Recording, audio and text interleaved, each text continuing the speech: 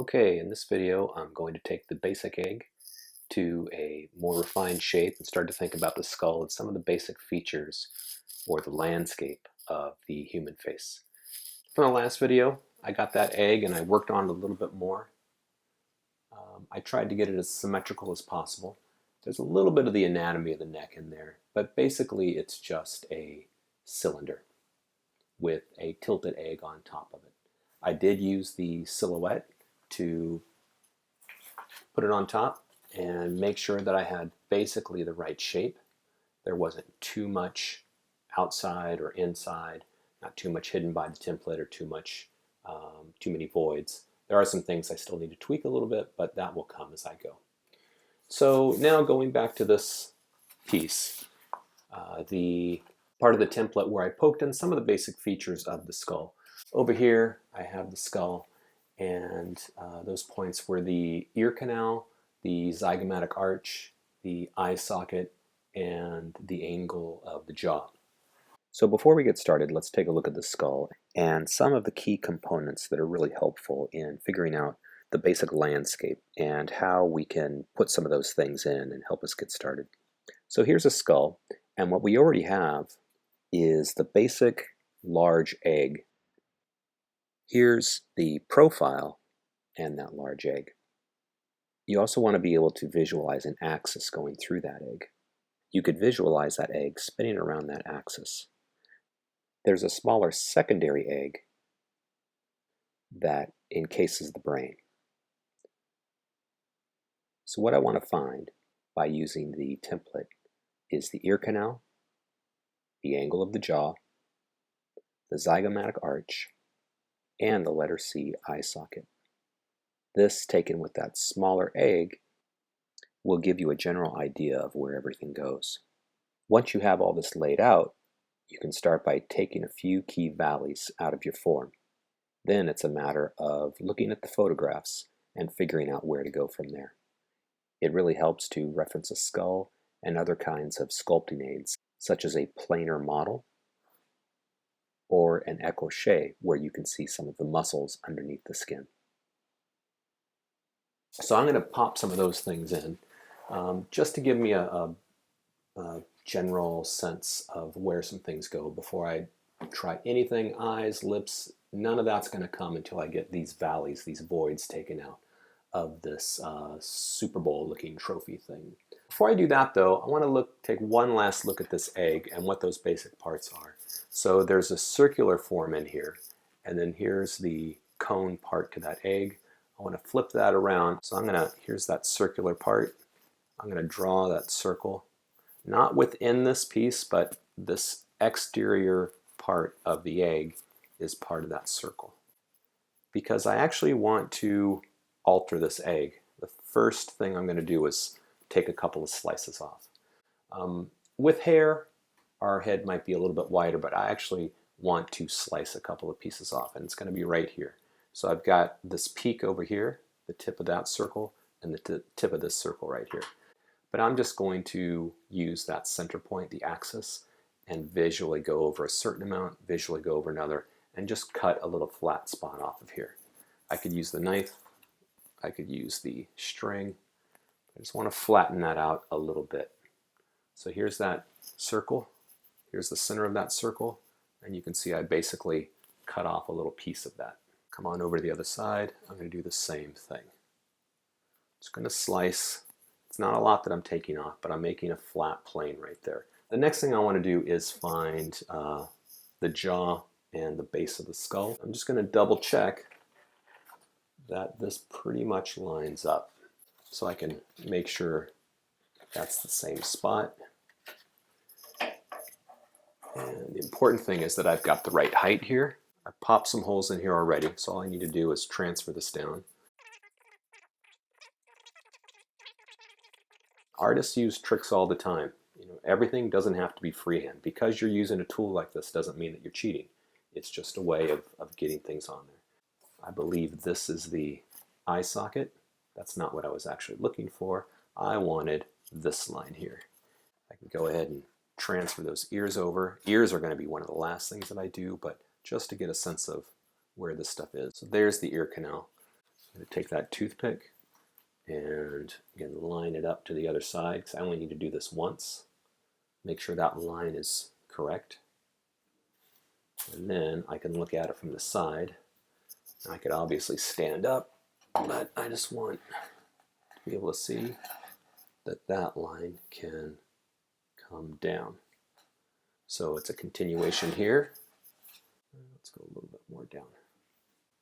So you see all the various stabs that I've taken at it. So now that I have that, I've got the jaw. At some point I've mentioned that there's another egg shape. There's a smaller circle in here, and I'm going to make another egg. Here's that eye socket that I put in, that letter C, and I'm just going to skirt the side of that.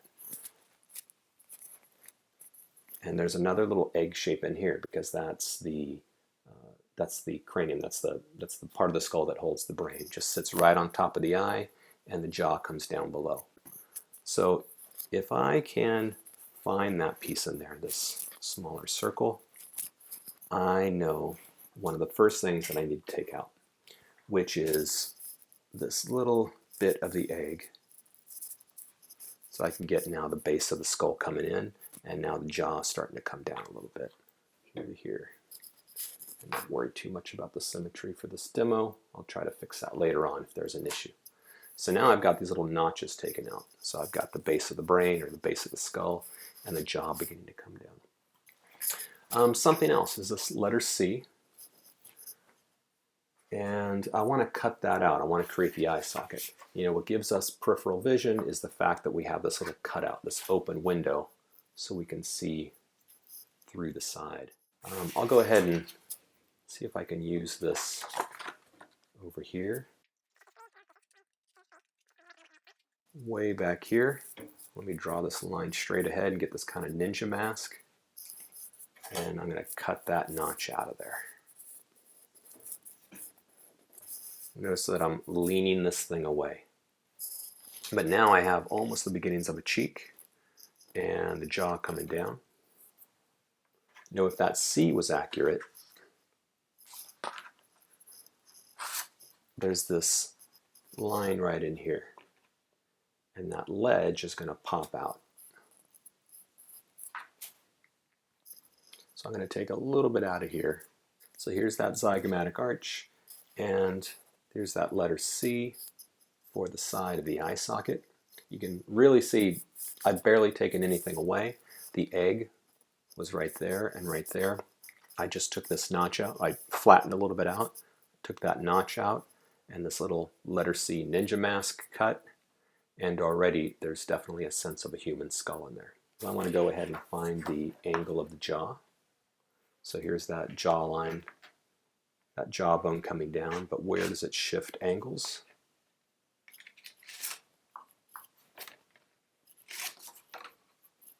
Right in there, because that bone fits up inside of that zygomatic arch. I don't want to take too much out. I'm not sculpting a skull, though that is a helpful thing to do. But I do want to pull that in a little bit. And there's kind of a flat plane to the jaw right here. It's kind of shaped right in there. It's kind of sideways diamond shape. And then just above that is the zygomatic arch. Now before I go too far, I'm really tempted to start sculpting this whole side of the face. I need to come over to this side and do the same thing so that I keep that sense of symmetry. Okay, so something else I'm going to do is I'm going to contour the zygomatic arch in a little bit. The ear is going to be over here somewhere. That zygomatic arch, it's this ledge, creates our cheek, so our jawbone fits up inside of it. It creates the side of the eye socket. It creates the side of the head here. But this right here is one of the widest parts of the front of the face. So I actually want to slope that out and then slope it back in. Right now that's totally flat from that cut that I made. So I'm going to find a point somewhere between halfway between where that jaw is and where that letter C is. I'm going to choose about halfway, and I'm going to arch that in a bit. Go take the back of that out. Okay, so now that's arching back in, and this back of the skull is working back towards that.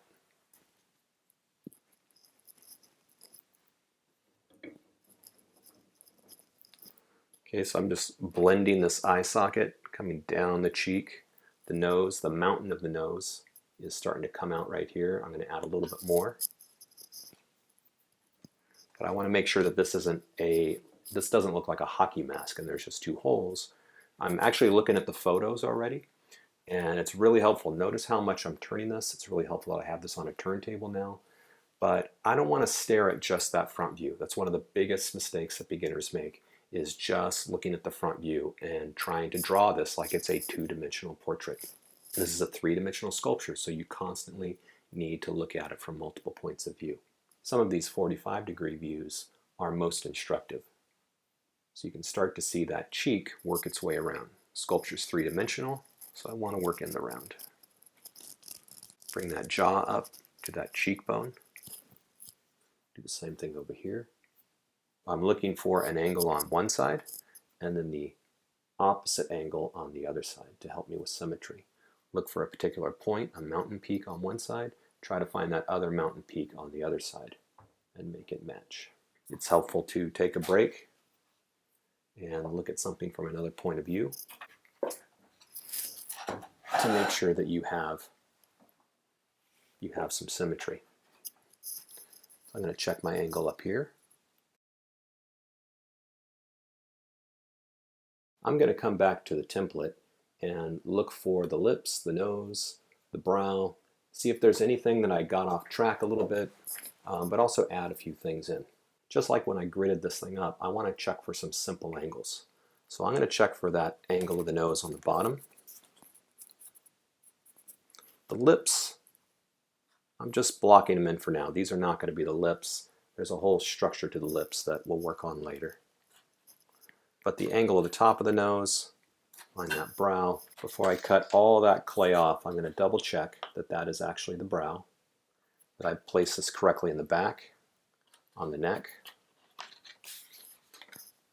It's really common to kind of put some work into here and then realize that you put the template in the wrong spot. It's helpful to close one eye when you look at it. Just like you're looking down the barrel of a gun, you need to make sure that you're only seeing this from one point of view. And with an eye looking over here and an eye looking over here, you're going to have two views of this. So I want to close one eye. So I'm going to go ahead and take that out. So now I have that brow and what's going to become the top of the nose up here. Now I am subtracting. There's a lot of different ways you can sculpt the human head. There's a lot of different techniques where you work from building blocks, where you work from the skull and then build the anatomy off of that. I'm using kind of a hybrid where I like to sculpt the basic form of the chicken egg and then subtract, almost like carving through it. Even though this is a material you could model, that's one of the great things about clay. You make a mistake, you can add a little bit more. So I may need to add some more for this nose. As it so happens, I've got most of the material here for the nose. I just need a tiny bit for the tip. I don't have any slip handy, but I'm going to go ahead and put some water on there, some water on here, and just make some kind of localized slip. Whip that together, whip this together, and really force those two in and work it together. Don't be tempted to take a bunch of clay and spread it out without scoring and slipping. That will act like layers of an onion later on and just separate. But all I really care about right now is this basic silhouette. And do I have enough clay for the nose there? Which I do. I'm going to use another technique to double check where those lips are, but I just want to go ahead and tell myself where that part is. There's enough clay there. I don't see a void. So I'm going to take the stick, which is 90 degrees right here, just like a sheet of copy paper in the corner, because our lips part at 90 degrees, just about. Here's that line, and I'm going to push that in, just rock it around a little bit. Again, these are not the lips. That's just to kind of tell me where that's going to go. So now when I put my silhouette up there, I can double check and see that that part fits pretty much in there. Okay, so I have a basic structure here. I took the egg and I subtracted this little piece out in order to make the back of the skull. I found the jaw. I found the zygomatic arch. I found the eye socket and pulled those valleys out. I got a sense of where that nose is going to go, and I got a sense of where the mouth is going to go. I am going to go ahead and do a couple more things before I end this part of the piece. I'm going to taper the brow in just a little bit because the egg up top comes to a point as well. So I'm going to take a little bit more. Our forehead comes to not at a hard point, but it definitely does taper in. It's probably easiest to see from up above. Where right now that's kind of flat. So I'm going to taper that in a little bit here, just to the brow. I don't want to take any away from the zygomatic arch. And I'll take a little bit away over here. Try to find that same angle. Careful when you put something down like this, especially a heavier head. This can kind of take it because it's so light. But the back of that could start to really flatten out. Again, you can just stand up and look above it to do this part of it. It'd be great if I had some photos. That's why a photo from a bird's eye view is so valuable. If you were building a house, that roof view looking down is one of the most important blueprints. So you can see the profile from above. Now I'm doing this based on what I know about a skull, because our skull is really close to the outside, where the temple kind of curves in a little bit and pops out to the brow. Here's the other place where you can see the zygomatic arch coming out. The temple is a little bit further in and that bone sticks out and then disappears back to where that ear is going to be, back into the jaw. From this side, I can see the zygomatic arch. I want it to pop out. I'm going to take a little bit of what's going to be that transition between the cheek and the chin. It's right in here.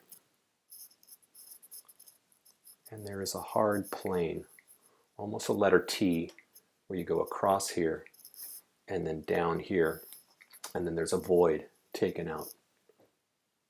I don't want to take out too much, and if you got good photos, you can actually try to find that plane and try to put yourself in the photo. Think of where would that, if I were to put that tool on that person's face, what angle would it be? And then how do you transition to somewhere else? You can use the profiles from other views, not just the profile from the side, but if you have a profile like that one over there, you can put your piece to that angle. I kind of like the information in that one there because you can see how the teeth push that out and how the cheek transitions, and find that angle.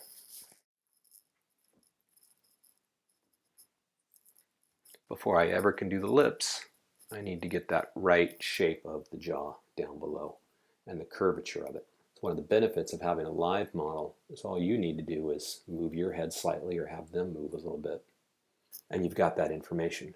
Photographs, take as many as you can so you have the information when you need it.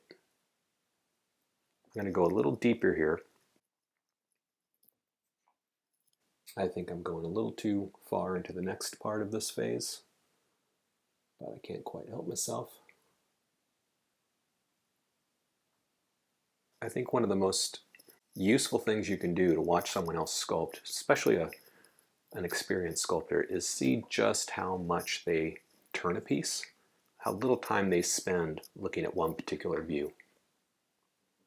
There will come a time where you slow down and you really focus in on a particular detail. Finding a likeness in a three-dimensional piece is all about multiple views. Now, I've been spending a little bit too much time looking at this and not looking at the photos. But if you're trying to create something, you're getting frustrated. Why don't I know where the eyes go? Why does the nose look wrong? Why is the mouth so off? It's because you're lost. And so you really need to focus on what's going on over there, not what's going on here so much. It's a balance, obviously. Okay, so I think it's time for a break. If I push this much further at this point, who knows what I'll do. I've got a little bit of the structure coming out, but it is time for a break. See you in the next video.